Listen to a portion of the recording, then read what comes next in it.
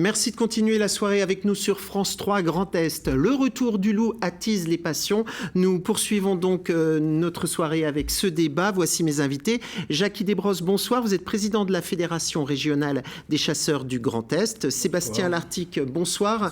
Vous êtes chargé de mission faune, prédation et ruralité chez Meuse Nature.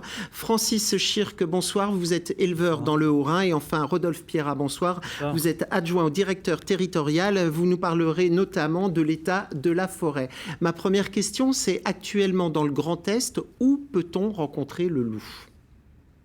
Alors, qui veut répondre à cette question? Monsieur Schirk, vous êtes éleveur. Déjà, pour le rencontrer, c'est quand même assez difficile parce que le loup, il sait très bien se cacher. Mais il est présent? Vous avez déjà été confronté au loup à titre personnel? Oui, on a été confronté au loup par chez nous, mais c'est du loup de passage. Pour l'instant, on n'a pas de meute qui s'est installée sur le secteur, sur la région, et on assiste en fait à ce qu'on appelle à la colonisation du loup qui vient plutôt du sud, et peut-être qu'on aura la rencontre du loup qui vient des pays de l'Est. Sébastien Lartigue, actuellement, le loup, il est présent où? Sur la partie Grand Est, on va dire qu'il y a deux zones bien identifiées. Il y a la partie, il y a le massif vosgien et on a la partie plaine, donc la plaine Lorraine. Et on a justement un individu qui a été localisé sur le secteur Neufchâteau-Colombey-les-Belles pendant une période de 5 ans, qui a disparu. Et là, il y en a un qui rôde plutôt sur le sud meusien à cheval avec le nord de la Haute-Marne. Donc on est vraiment, comme le dit Francis, on est vraiment sur des loups qui sont de passage. Parfois, il s'intéresse à la zone et il se fixe. Ou alors il continue et après on retrouve des loups comme là dans le Finistère. Alors nous avons vu dans ce documentaire 2 zones géographiques où le loup est présent, les Alpes et le Grand Est. Est-ce que justement les Alpes, ça anticipe un peu ce qui va se produire chez nous? En regardant ce documentaire, Monsieur Schirk, est-ce que vous avez été plus craintif, vous avez peur ou ça vous a inspiré pour l'avenir? La peur, ce n'est jamais bien. Cela dit, je ne suis pas sûr qu'on puisse avoir la même chose que ce qui se passe dans les Alpes. Le massif vosgien est quand même un massif qui est extrêmement fréquenté. Et ça fait quand même déjà depuis peut-être une vingtaine d'années qu'on a du passage de loups. Et étonnamment, il n'y a pas de meute qui s'installe. Donc c'est peut-être plus difficile que dans les Alpes. Jackie Desbrosses, le loup pour les chasseurs, c'est un facteur important aussi? C'est quelque chose qui vous inquiète? Qui nous inquiète, oui, parce que c'est un sujet très complexe. Alors, on a évoqué la plaine, mais dans les plaines champenoises aussi, des loups sont de passage. On a eu... Donc nous, notre référence, c'est l'Office français de la biodiversité. Quand on est informé, on travaille avec eux pour identifier. On a des référents aussi qui sont formés dans nos fédérations pour pouvoir contribuer à l'identification formelle des animaux. Maintenant que ça nous préoccupe, ça nous intéresse, bien sûr. Mais ce n'est pas un problème actuel, en tous les cas, pour le Grand Est, pour les chasseurs? Ce n'est pas un problème fondamental encore, mais il faut y être vigilant. Et comme ça a été dit juste avant, il faut faire attention de ne pas comparer des territoires. Les Alpes et le Grand Est, c'est pas du tout les mêmes territoires. Donc on aura des problématiques qui seront certainement totalement différentes.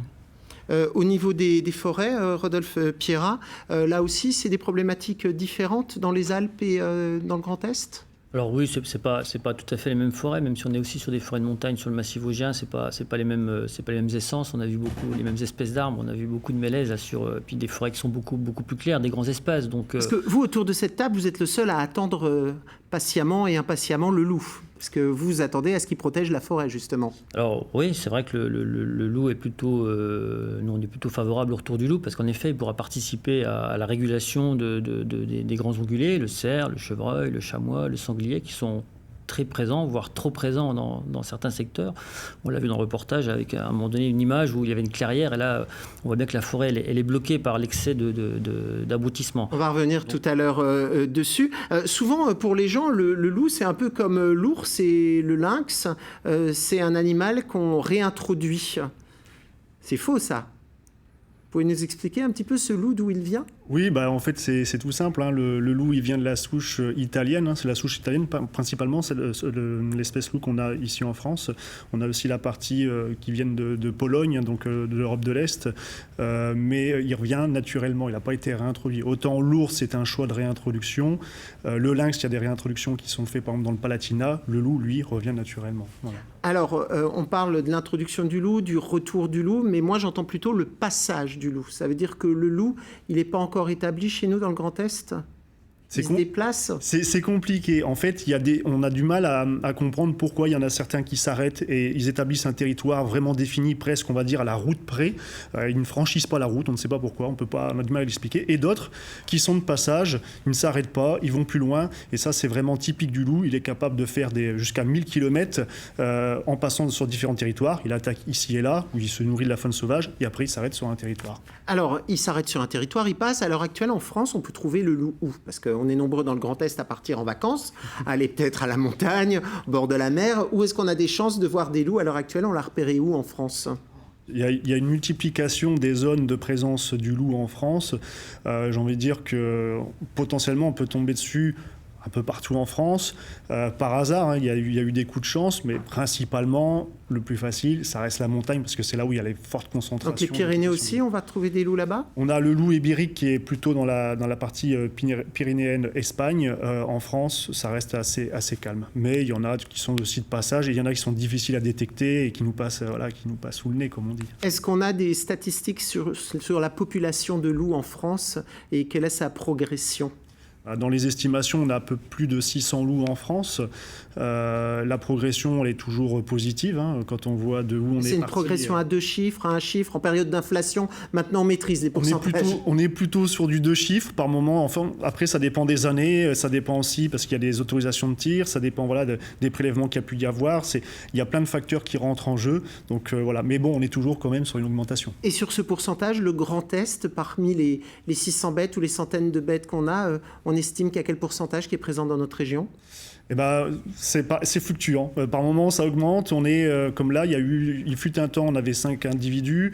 Là, on est redescendu, on va dire les 3 officiellement sur le territoire. Après, ça va augmenter. Ça ne fait que ça. C'est ce qui complique même derrière la mise en place des moyens de protection. Alors, qui autour de cette table a déjà vu le loup dans la forêt dans son état naturel ? En vidéo, oui.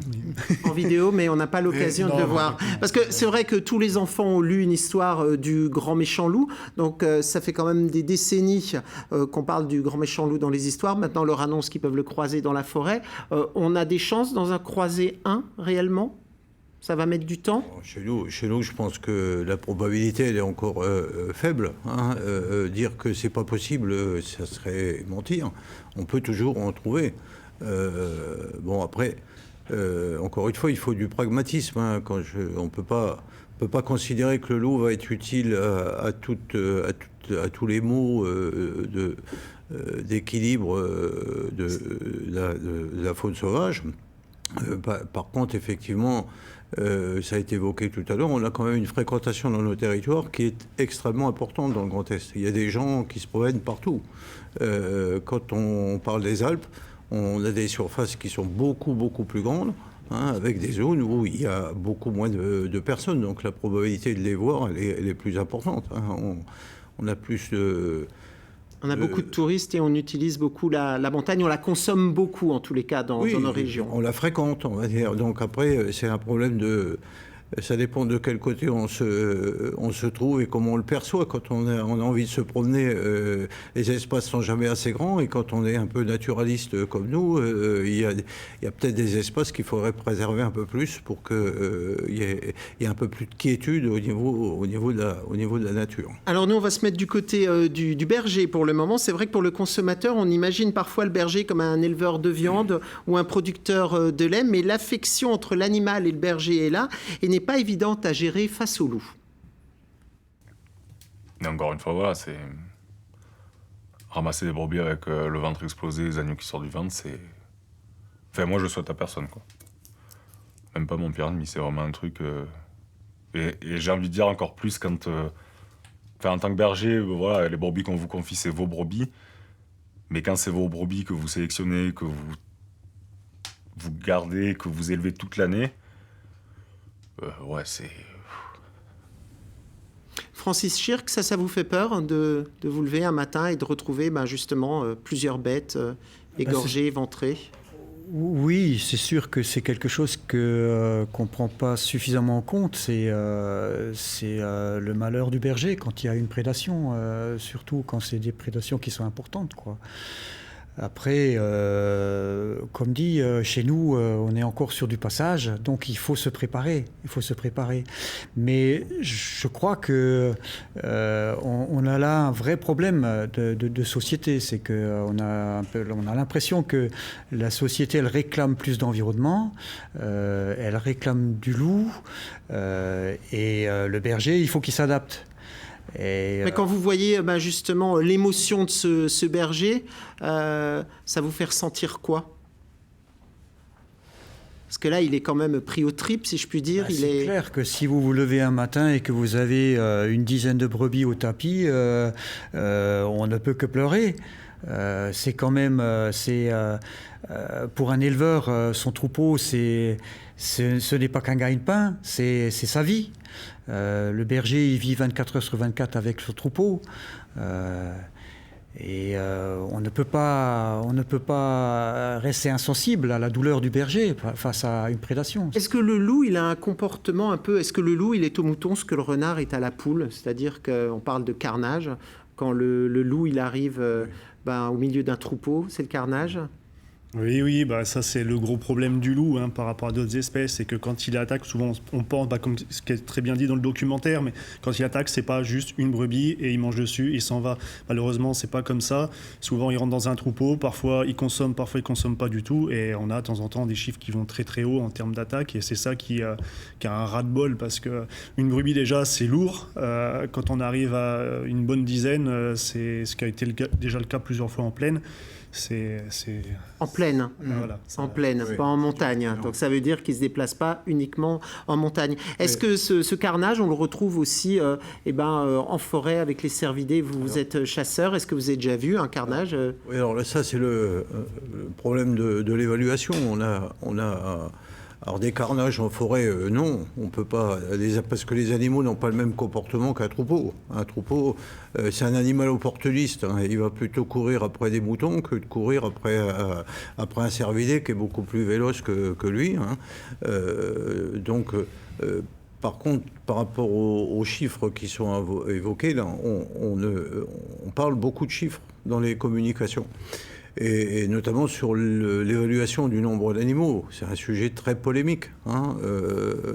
Beaucoup disent que ces chiffres sont sous-évalués. On met en place maintenant, les méthodes sont beaucoup plus évoluées, et que les chasseurs y contribuent fortement, avec les éleveurs, avec les gens qui s'occupent aussi des dossiers naturalistes, mais c'est vrai que ces chiffres-là portent toujours interpellent. Le coût du loup, par exemple, en France, c'est 70 millions d'euros. Donc là aussi, ça interpelle par rapport à ce que ça peut coûter. Donc il y a là encore du pragmatisme, Il faut qu'on ait... et c'est certainement pas la solution universelle pour régler les problèmes d'équilibre forêt-gibier. Par exemple, ça, c'est sûr que... On aura l'occasion d'en discuter un petit peu plus tard. Justement, Rodolphe Pierrat, vous qui gérez les forêts, vous avez peut-être des contacts aussi avec les autres régions de France.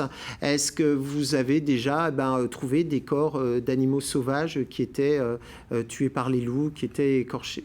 Oui, on a régulièrement des remontées de carcasses d'animaux qui sont retrouvées, donc qui ont été consommées par le loup, notamment sur le Donon, là, ces derniers temps. Et puis donc dans d'autres pays comme la Suisse, où le loup est revenu depuis un peu plus longtemps, où des meutes sont installées, ou même dans le Jura. Donc il y a visiblement un double effet, c'est-à-dire que quand une meute s'installe, il y a un effet sur le comportement des animaux sauvages.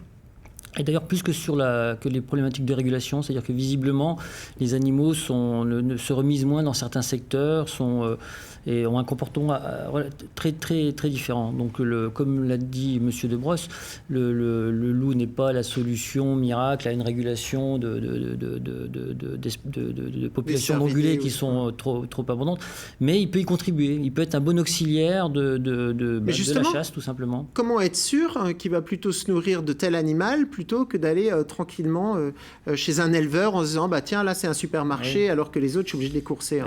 En effet, le loup est opportuniste. Alors, j'avais lu il y a une étude qui signalait que quand il s'installe en erratique comme ça, quand il est de passage, il a tendance en effet à aller au plus simple et à avoir une prédation sur les troupeaux. Et comme on l'a dit, voilà, les moutons, ils sont dans un endroit, il y a une densité élevée à un endroit, ils ne peuvent pas forcément beaucoup se déplacer, donc il peut y avoir ce carnage comme on l'observe.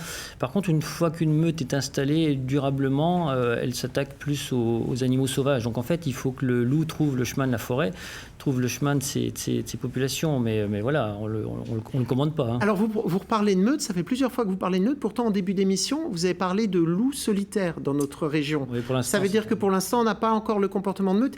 Il chasse comment le loup? Il chasse pour manger, il chasse pour tuer, il chasse en meute. Les animaux solitaires parmi les loups, c'est quoi? C'est des animaux malades qui s'éloignent de la meute? Comment ça fonctionne? Alors pour l'instant, c'est ce qu'on appelle des loups erratiques. C'est-à-dire que vous avez une population dans les Alpes, en Italie, qui se reproduit, qui se porte bien. Et en fait, vous avez un certain nombre d'animaux solitaires, le plus souvent des mâles. D'ailleurs, je crois que c'est essentiellement des mâles qui en fait vont se balader, vont s'exporter pour coloniser d'autres milieux. Donc on parle d'animaux erratiques, et c'est toute la question en effet sur la région Grand Est ou même sur le massif vosgien, où il y a certes une densité de grands ongulés suffisante pour qu'ils puissent s'installer, se nourrir, mais il y a aussi beaucoup de bipèdes, beaucoup d'hommes, et à la fois des touristes, mais également les usagers. Le massif vosgien est le massif de moyenne montagne qui est le plus dense en habitants d'Europe. Donc voilà, et ça c'est une vraie difficulté. Est-ce qu'en effet le loup peut s'installer durablement dans le massif vosgien, ou alors est-ce qu'on aura uniquement des animaux de passage qui vont chercher des territoires où ils trouveront moins de monde, moins d'usagers, comme par exemple d'ailleurs la Meuse ou la Haute-Marne, où la densité humaine d'usagers est moins forte. Et ce loup, il tue pour manger alors, ou il tue pour tuer? Au départ, il tue pour manger, bien sûr, mais voilà, quand on arrive j'imagine quand il arrive dans un parc, il a en effet un comportement probablement différent, un peu fou, comme le renard dans le poulailler, où en effet ça bouge de partout, et voilà, et il saute sur la moindre sur tout ce qui bouge. Voilà. Pourquoi le loup ne reste-t-il pas dans la forêt pour se nourrir? Parce que c'est vrai que c'est ce qu'on attend de lui, mais en même temps, d'une certaine façon, avec nos techniques d'élevage humaines, le loup, il a une nouvelle technique de chasse aussi. On l'humanise d'une certaine façon. Il va au plus simple. Alors la question, et ça on pourra la résoudre que sur la durée, c'est est-ce qu'en effet on est en capacité de progressivement de trouver des techniques, des méthodes pour que finalement le loup puisse s'installer durablement et aller en forêt avant d'aller dans les troupeaux, puisqu'on peut comprendre le témoignage du berger par rapport à voilà, il gère un cheptel, on voit bien l'émotion qu'il y a, donc il faut trouver des solutions par rapport à ça si on veut en effet que l'espèce puisse s'installer durablement et quelque part remplir son rôle dans l'ensemble de l'écosystème de la nature. Alors c'est paradoxal parce qu'on cherche à ce que le loup rétablisse un équilibre naturel dans la nature, c'est-à-dire que la nature reprenne ses droits, et d'un autre côté, le loup il se dit tiens, les humains ils ont inventé l'élevage, moi je vais m'adapter comme ça. Donc d'une certaine façon, il perd aussi son côté sauvage, ce loup, en venant dans les supermarchés que peuvent représenter un peu les éleveurs. C'est tout le débat entre le sauvage et puis en effet les milieux qui sont fortement occupés par l'homme. Donc moi j'ai pas de réponse. Comme je vous le disais, on pense que le loup peut être un bon auxiliaire de la chasse. Faut pas non plus exclure le chasseur. L'homme fait partie c'est un prédateur, donc il fait partie du rôle dans la régulation, il fait partie de l'équation. Donc il faudra trouver en effet les solutions, peut-être en effet les tirs d'effarouchement, je ne suis pas le meilleur connaisseur ici, mais il faudra en effet trouver des solutions pour que tout le monde puisse coexister. Le loup et également l'élevage, bien évidemment. Alors c'est vrai que certains éleveurs se sont résignés à vivre avec le loup. Je vous propose de revoir un témoignage de notre documentaire. Vivre sans le loup, c'était pas mal non plus. Nous, on l'a connu en tant qu'éleveur et on avait quand même moins de soucis. Après, il faut sortir du pour ou contre le loup. Quel que soit le problème, généralement, on ne se pose pas la question de savoir si on est pour ou contre. On essaie de régler le problème du mieux possible. Et là, par rapport au loup, pour moi, c'est exactement pareil. Le loup, c'est un problème réel par rapport aux éleveurs, il faut être clair. Comment on fait pour régler le problème? Et régler le problème, c'est pas uniquement buter tous les loups. Ça, c'est une autre approche, compte tenu du fait que le loup est une espèce protégée. Voilà, ça, c'est la problématique résumée en quelques mots. Alors, entre les êtres humains, on parle souvent de cadre de légitime défense. Est-ce qu'il y a un cadre de légitime défense vis-à-vis du loup? Vous, en tant qu'éleveur, que berger, est-ce que, par exemple, vous savez à quel moment vous avez le droit de vous défendre contre le loup? Est-ce qu'on vous donne des outils ou est-ce qu'on vous explique vos droits? On nous donne des outils, certes, on nous aide à nous équiper en clôture, on nous aide à prendre des chiens de protection, mais il est clair aussi qu'on n'a pas le droit de tirer sur un loup, c'est quelque chose qui est formellement interdit. Et peut-être que c'est pas forcément ce vers quoi il faut aller. Mais est-ce que vous êtes déjà imaginé le cas où vous voyez le loup arriver, qui va attaquer votre troupeau? Vous dites, je vais le laisser faire. Quel est votre... Est-ce que vous avez déjà imaginé ce scénario, même si on sait que le loup ne va pas aller véritablement très près de l'être humain, mais est-ce que vous avez déjà imaginé ce scénario en disant, qu'est-ce que je fais dans ces cas-là? Mais je vais défendre mes brebis, c'est évident. Et là, est-ce qu'on pense à la loi ou est-ce qu'on pense plutôt à son gagne-pain et à son cœur? Le gagne-pain, pas forcément, mais oui, défendre les brebis puisqu'elles sont en situation de faiblesse. Il est évident qu'il faut, soit on essaye de les faroucher. Enfin, moi, personnellement, sur ma ferme, j'essaye de mettre une meute de chiens de protection en place. Et j'ose espérer que si un jour j'ai une attaque, mes chiens ils feront leur travail, ce qui n'est encore pas sûr pour l'instant. Il faut se préparer à ça. Il faut quand même savoir qu'il faut à peu près 2-3 ans, peut-être même plus, pour installer une meute de chiens de protection dans un élevage. C'est très très compliqué. Et avec ce retour du loup... Pourquoi c'est compliqué? À cause des frais que ça engendre, à cause de la formation ou juste pour la durée de... Ça fait 100 ans que le loup a disparu en France. Et ça fait 100 ans qu'on a progressivement adopté un autre mode d'élevage. On va jusqu'à même avoir des troupeaux qu'on ne va plus que voir une fois par semaine. Le nombre de bergers a considérablement diminué. D'ailleurs, l'être humain en général est en train de disparaître dans le milieu agricole, puisqu'on est géré de plus en plus par des machines et il y a de moins en moins d'humains dans l'élevage. On le voit dans différents domaines, dans la traite des vaches, dans la traite des animaux. C'est les ordinateurs maintenant qui font ce travail-là. Et donc vous vous réadaptez justement, réapprenez votre métier en fait. Et voilà, il faut réinventer, que ce soit au niveau des éleveurs, à qui il faut absolument donner les moyens de pouvoir se réadapter, parce que sans moyens, il ne peut rien faire. Si aujourd'hui il n'y a plus d'humains dans l'élevage, c'est parce que les élevages sont devenus de plus en plus gros, il faut produire de plus en plus, parce qu'on demande une nourriture de plus en plus à bas coût. Et donc du coup, forcément, il faut trouver les moyens. Après, en ce qui concerne les chiens de protection, c'est pareil. Ce sont des chiens qui, comme la plupart des chiens des races qu'on dit bergers, c'était des chiens de travail au départ. Aujourd'hui, ce sont devenus des chiens de compagnie. Donc, eux aussi doivent subir une formation, d'où les 3 ans. Jackie Desbrosses, vous êtes le seul autour de cette table à avoir le droit de porter une arme, puisque vous êtes chasseur. Par rapport au loup, dans quel cas on a le droit de tirer sur un loup? Est-ce qu'on a le droit de tirer sur un loup? Est-ce qu'on vous demande de tirer sur un loup? Parce qu'aux chasseurs, on leur demande aussi de tuer expressément certaines bêtes. Alors ça relève pas de nos pratiques courantes. On peut être éventuellement réquisitionné par l'État. Mais il y a une brigade spécialisée qui, au niveau national, qui est pilotée par l'Office français de la biodiversité, qui gère ces tirs-là. Les éleveurs aussi ont des possibilités de tir de défense avec des formations, avec un protocole tout à fait particulier. Mais nous, ça ne relève pas de la pratique normale de la chasse. C'est hors de notre cadre. Nous, interpellation ou notre questionnement, c'est par rapport au témoignage du berger qu'on a vu dans le film, qui s'interroge, lui, justement, sur l'impact des loups sur la faune sauvage, qui dit, dans son secteur, alors je ne connais pas le territoire, je ne sais pas si il y a plusieurs meutes, comment ça se passe, qui, lui, a vu une disparition extrêmement forte de la faune sauvage en général, même parler de marmotte, même dans son témoignage. Donc là, encore une fois, de la mesure, quoi. Il faut qu'on trouve l'équilibre, hein, et c'est compliqué. Donc, avec ce genre d'animaux. Sébastien Lartigue, est-ce que le loup, il a peur de l'homme, il a peur du berger en général? Est-ce que c'est un animal craintif lorsqu'il voit l'homme? Il s'adapte. En fait, il y a des loups qui ont une crainte de l'homme parce qu'ils ne le voient pas souvent, ou du moins ils se sont habitués à la vie de l'homme.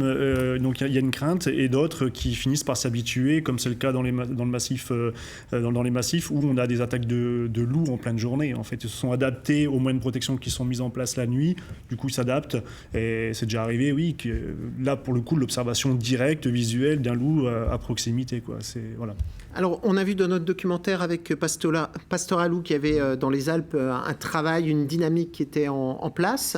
Est-ce qu'on a la même chose dans le Grand Est? Est-ce que vous avez justement des échanges? Est-ce que vous allez dans les Alpes pour voir qu'est-ce qu'on va devoir faire dans les années qui viennent? On ne va pas directement dans les Alpes parce qu'on est quand même dans un contexte différent, on essaie de s'adapter. Alors oui, après il y a des personnes qui viennent pour donner un coup de main à des éleveurs. Ça reste très minoritaire dans le sens où il y a aussi un climat de confiance. Pas n'importe qui débarque sur une ferme. Il y a besoin aussi de connaissances un minimum techniques pour pouvoir venir justement aider l'éleveur. Mais oui, ça se fait, mais vraiment j'ai envie de dire au compte-gouttes. Et là, ça rejoint aussi ce que disait Francis. En fait, les élevages, il y a une assistance des machines, mais là ce qui manque par rapport à la protection des troupeaux, clairement, c'est de l'humain, quoi. Voilà. On a vu dans le documentaire que les chiens posaient parfois des problèmes. Est-ce que là aussi, dans le Grand Est, maintenant qu'on connaît ces problèmes un peu en avance, on est aussi en train de s'adapter?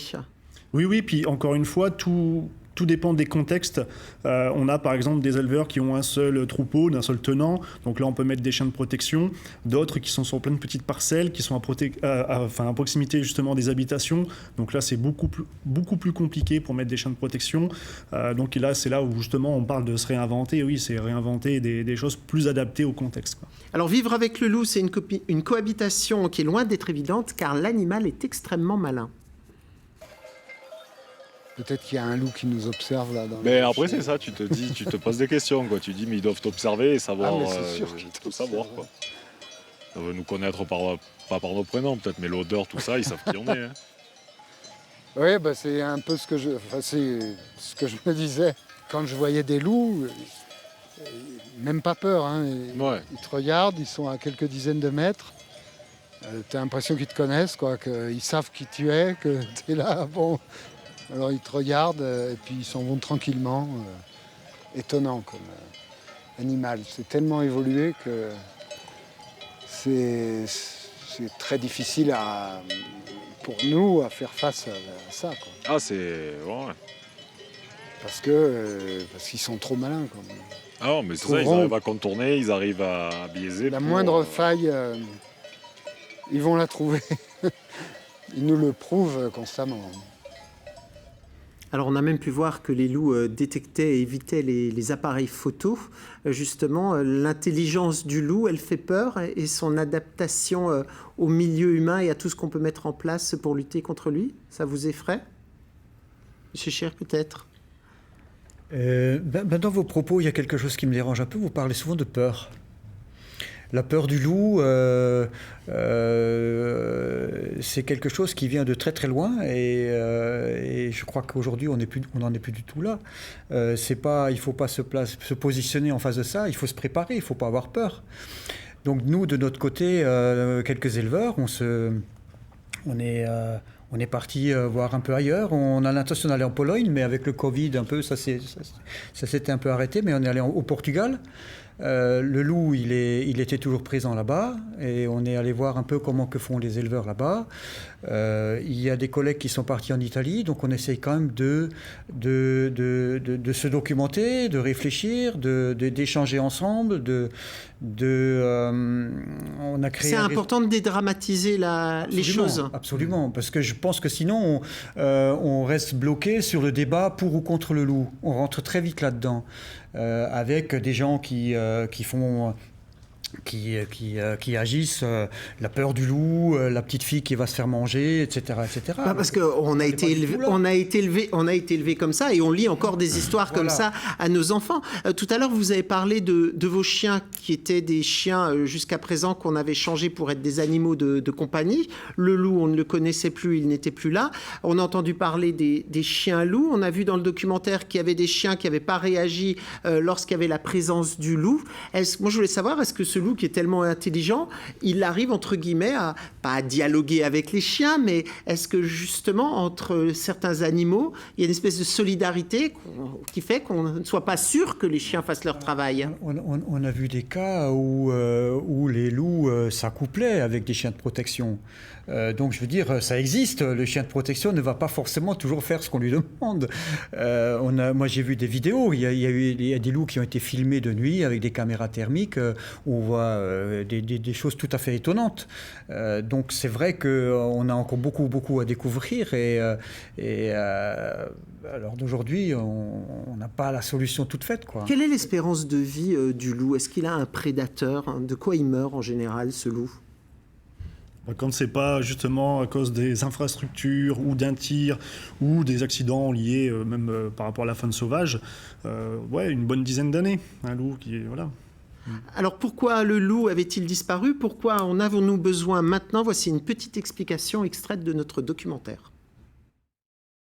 Les chasseurs ont voulu se débarrasser des loups pour avoir plus de gibier, parce que là, la concurrence n'était pas sur des animaux domestiques, mais plutôt sur les ongulés sauvages. Et, dit Léopold, seule la montagne avait vécu suffisamment longtemps pour savoir que sans le loup, les cerfs deviendraient trop nombreux, qu'avec trop de cerfs, la forêt ne pourrait pas repousser, que sans la repousse de la forêt, le sol s'éroderait et que finalement, la montagne elle-même ne pouvait survivre sans le loup. Rodolphe Pierrat, on n'imagine pas Bambi détruire la forêt. Concrètement, qu'est-ce qui n'est pas normal à l'heure actuelle dans nos forêts? Alors bien évidemment, la présence du cerf, du sanglier, du chevreuil, du chamois en forêt, elle a sa place, comme le loup par ailleurs. Mais aujourd'hui, on est face à un excès, alors pas partout, mais quand même sur une grande partie du territoire, et notamment le massif vosgien. Et l'exemple de la montagne, là, la citation d'Aldo Léopold, c'est exactement ça, parce que ça fait une centaine d'années que le loup n'est plus là. Ça fait à peine 15 générations de cervidés. Et en fait, on a une population qui ne cesse de croître et qu'on a du mal, qu'on n'arrive pas à bien maîtriser. Et qui se nourrit du coup des jeunes pousses d'arbres. On va découvrir justement quelques photos des dégâts et des protections aussi que vous essayez de mettre en place, mais qui ne sont pas toujours évoquantes. Alors là, c'est l'écorce des arbres, par exemple. Alors voilà, oui, là, ça, c'est des situations où l'arbre a été écorcé. Là, en fait, vous avez l'impact du sanglier qui retourne le sol. Là, vous avez la consommation de graines de chêne. Vous voyez que dans l'enclos, il y a beaucoup de petits chênes, alors qu'à côté, il n'y en a pas. Puis là, également, on voit la différence de hauteur entre l'enclos et exclos, entre les hêtres. Donc tout ça, alors, et on voit surtout, il y a une perte de biodiversité importante. Donc là, on est bien dans des situations d'excès, hein, c'est-à-dire que c'est des situations qui sont complètement anormales. Et ça me fait, d'ailleurs, l'émotion du berger me fait penser à l'émotion que nous, on a quand on voit ce type d'image où on sait que, certes, la forêt, elle est là, les arbres sont là, mais son avenir est compromis. Ils ne peuvent pas se renouveler. Les jeunes générations n'arrivent pas. La forêt ne peut pas se renouveler. Elle n'a pas la diversité qu'elle devrait avoir. Donc c'est en ça que pour nous le loup a sa place, mais comme un auxiliaire. Hein, c'est-à-dire il n'est pas là pour remplacer le chasseur ou comme l'a dit Jackie Debrosse, le retour du loup n'est pas une solution miracle. Il ne suffira pas, mais il peut être un bon auxiliaire. Alors justement, pourquoi les chasseurs ne font-ils pas leur travail, je dirais? Pourquoi on a besoin du loup? Oui, alors là, Je plaisante, mais oui, vous évaluez comment que les chasseurs ne font pas leur travail? Parce qu'on nous dit qu'il y a trop de cervidés, il y a trop... voilà. Donc on va essayer de sortir... on se dit, les chasseurs, ils voulaient plus du loup pour pouvoir chasser, maintenant qu'ils peuvent chasser... C'est pas tout à fait complet comme explication, parce qu'il n'y avait pas que la problématique de la forêt. En France, on a créé un corps de fonctionnaires bénévoles qui s'appelle les lieutenants de louveterie, qui a été mis en place pour justement lutter contre les loups, pour les fameuses attaques de la petite fille et du chaperon rouge. Hein. Ça a été fortement romancé derrière. Il y a d'excellentes publications là-dessus qui ont été faites par des historiens qui montrent qu'il y avait déjà un impact là-dessus. Après, l'impact sur la faune sauvage, c'est sûr qu'il y a dû y avoir aussi une action complémentaire. Mais aujourd'hui, on a mis des outils en place pour mesurer réellement ces impacts-là. On a notamment développé dans tout le Grand Est un processus avec les forestiers qui s'appelle les ICE, les indices de changement écologique, où on mesure les trois critères. On mesure la dynamique de population, on mesure la dynamique de reproduction par rapport au poids des flancs, notamment au poids des pattes, et les indices de consommation de la forêt. Et on adapte nos prélèvements là-dessus. Donc on fait notre travail. Par-ci, par-là, effectivement... Alors, ça veut dire que soit vous n'êtes pas d'accord, parce que là, on me dit quand même que la forêt est mal au point, et d'un autre côté, c'est vrai que là, on vous demande d'aider la forêt justement en tirant plus d'animaux. Moi, je vous dis... C'est positif pour vous. Il y a aussi un problème, on l'a évoqué tout à l'heure, on a un problème de biodiversité. Il y a quelques années, là, on vient de le voir, on le voit d'une manière prégnante avec la crise du scolyte. La forêt... massivement, c'est de l'ordre de 90 000 hectares dans le Grand Est, est en train de mourir par une invasion qui n'était pas prévue. Et on s'aperçoit que là, on avait mis des champs d'arbres. On n'avait pas de biodiversité. Aujourd'hui, on est parti par nos travaux communs, parce qu'on travaille en collaboration avec les forestiers, bien sûr, là-dessus. On est en train de recréer, je l'espère, un environnement avec une biodiversité beaucoup plus riche. Et effectivement, on aura des endroits où les animaux pourront manger d'une manière naturelle. J'ai compris que vous vous positionnez en fervent défenseur de la nature, mais moi je voudrais parler justement de ces animaux qu'on a en trop grand nombre. Est-ce que les chasseurs, à l'heure actuelle, ont la possibilité ou sont en capacité de réduire cette population? Bien sûr qu'on a la possibilité, et on le fait. On le fait déjà. Alors, il y a des... Je ne vais pas rentrer dans les détails techniques, mais on a des réunions de travail au niveau du Grand Est où on évalue les zones à enjeu. Et dans les zones à enjeu, on fait ça. Alors évidemment, comme dans beaucoup de sujets, on montre les endroits où ça ne va pas. Par contre, il y a quand même une grande partie où ça va, quoi. Donc là aussi, il ne faut pas trop noircir le tableau. Oui, mais là, c'est quand même une chance pour les chasseurs actuels. Non, habituellement, quand on fait venir les chasseurs, c'est pour montrer le mauvais côté de la chasse. Mais là, vous aidez clairement en allant tirer des animaux. Nous, on se positionne comme des gestionnaires de la faune. On n'est pas là comme une activité qui vient faire que de la régulation. Moi, je refuse totalement qu'on me classe dans cette catégorie. En même temps, moi, j'essaye de me mettre... Je suis gestionnaire, je suis un gestionnaire de la faune sauvage, oui. Nos associations sont des associations de protection de l'environnement. Donc aussi, on fait attention de ne pas aller trop loin. On n'ira pas trop loin dans certains... Il y a eu des situations après la guerre, la dernière guerre mondiale, où il y avait des endroits où il n'y avait plus de faune du tout. Il ne faut pas compter sur nous pour revenir à cette situation-là. Donc je pense qu'autour de cette table, tout le monde se définira comme fervent défenseur de la nature. La seule chose que j'ai du mal un petit peu à comprendre, j'essaye de me mettre à la place du consommateur ou téléspectateur lambda, c'est que d'un côté, on nous dit qu'il faut faire venir le loup pour tuer des animaux qui sont en trop grand nombre. D'un autre côté, voilà, on a des chasseurs qui sont là, qui peuvent faire le travail. D'un autre côté, on a des consommateurs aussi qui veulent peut-être manger du gibier, qui se disent, tiens, on nous dit qu'il y a trop de gibier, en même temps il est très cher quand on va au rayon du supermarché pour le manger. Il n'est pas cher, pas cher à la production, hein, parce que je peux vous dire que nous, on nous l'achète pas cher. Hein. Voilà. C'est bien parce que chez les chasseurs, je me rends compte qu'ils sont... chez les éleveurs. Oui, voilà, vous avez à la fois le langage des éleveurs et le langage des défenseurs de la nature. Mais justement, pourquoi on n'arrive pas à favoriser cette filière, à l'expliquer différemment? Alors, aussi. La filière est en train de se développer fortement. Il y a plusieurs entreprises qui se sont mises dedans. On a une qualité de viande qui est unique. Comme les animaux qu'on a vus pâturer, là, sont d'une grande qualité, la faune produit la qualité organoleptique de la viande de gibier, c'est la meilleure possible. C'est la viande la moins grasse, c'est la viande parfaite. Mais on a aussi un problème d'éducation en général de la société pour se réapproprier ces consommations de produits naturels. Et là je pense que le mouvement est initié avec les marchés de proximité, on va acheter chez les éleveurs, parce que c'est nos copains, on va les voir, salut, tu vas bien, t'as pas un mouton, etc. On est revenu dans des consommations naturelles, hein, et je pense que la viande de gibier va y trouver toute sa place. Mais il faut un peu de temps, il y a eu un petit décalage. Et là, parce que cette communication justement sur ces forêts qui vont mal parce qu'il y a trop d'animaux et on doit justement, on est content que le loup vienne, c'est quand même quelque chose que... Vous savez quel est le plus gros ennemi de la forêt? C'est le réchauffement climatique. C'est pas la dent du gibier.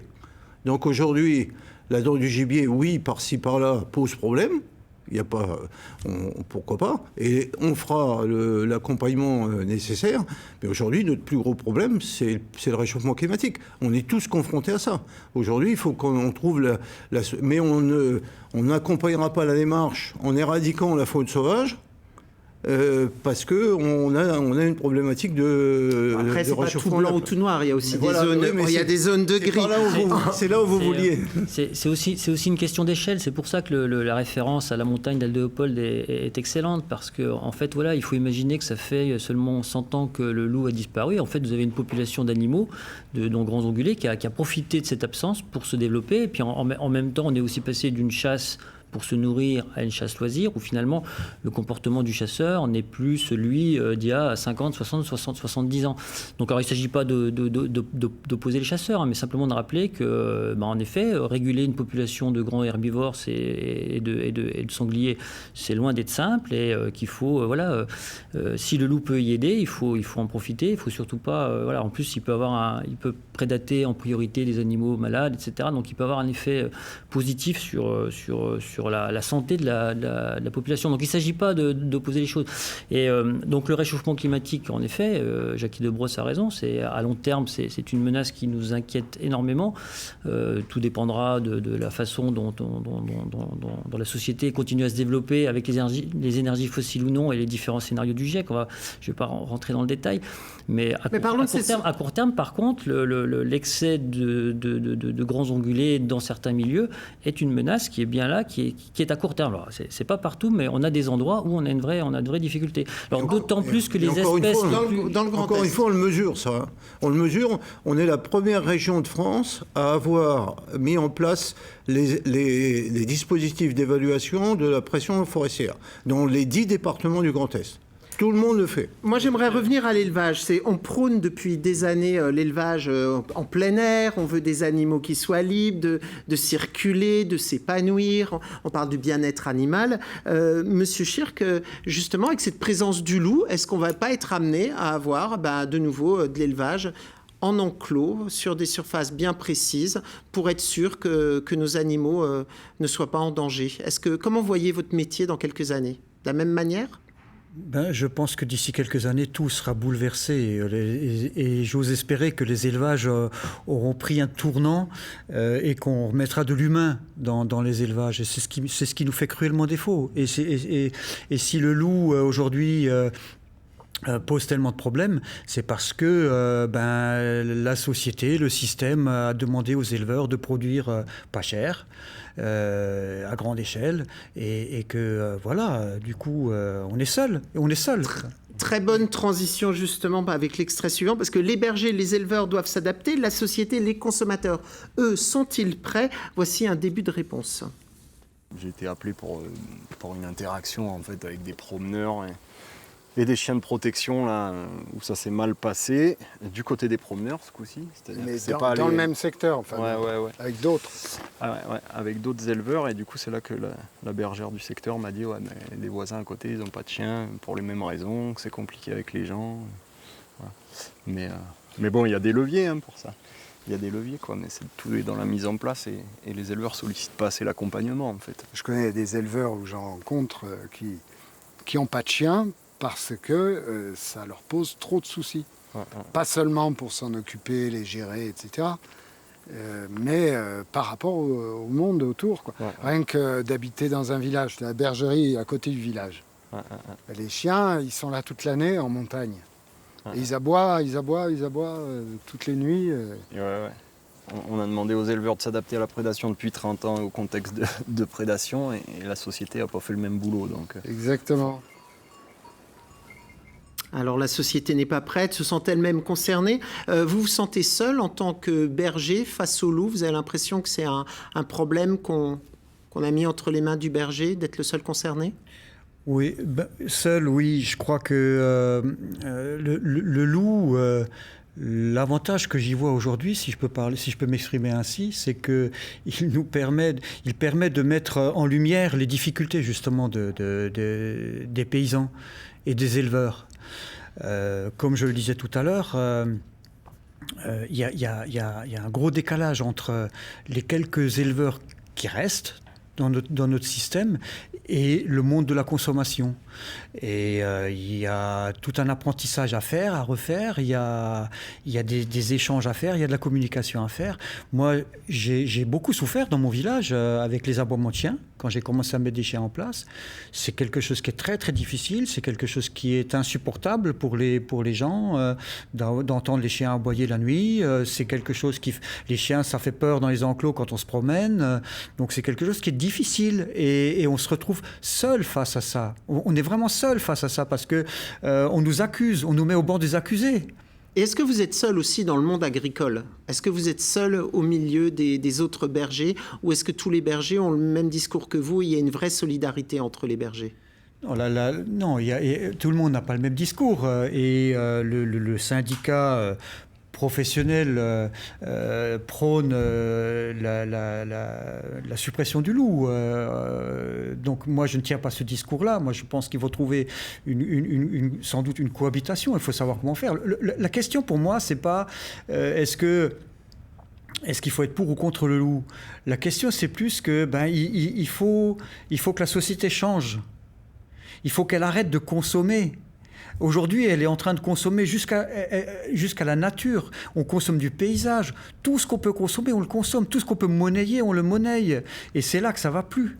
Mais justement, est-ce qu'on est prêt? Est-ce qu'on va devoir concéder des territoires? Par exemple, Rodolphe Pierrat, vous vous occupez du territoire. Est-ce qu'on va devoir concéder des territoires et pour les rendre un peu plus sauvages et ne plus y aller, ne plus se promener, comme dit monsieur? Alors c'est un vrai débat de société. Et comme on l'a dit, le massif vosgien et la région Grand Est d'une manière générale, il y a beaucoup de monde et beaucoup de monde qui ont des loisirs, qui consomment en effet l'espace.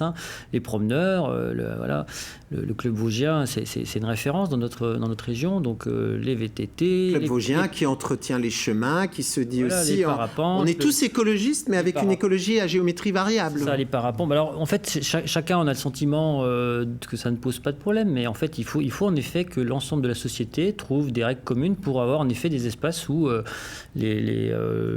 le sauvage reprend sa place, je ne sais pas si c'est ça. Mais est-ce qu'on va devoir perdre des territoires? Parce que c'est ça, à un moment donné. Est-ce que la société, elle est prête à perdre des territoires? Là-dessus, je voulais rebondir par rapport à l'intervention. On a besoin des éleveurs.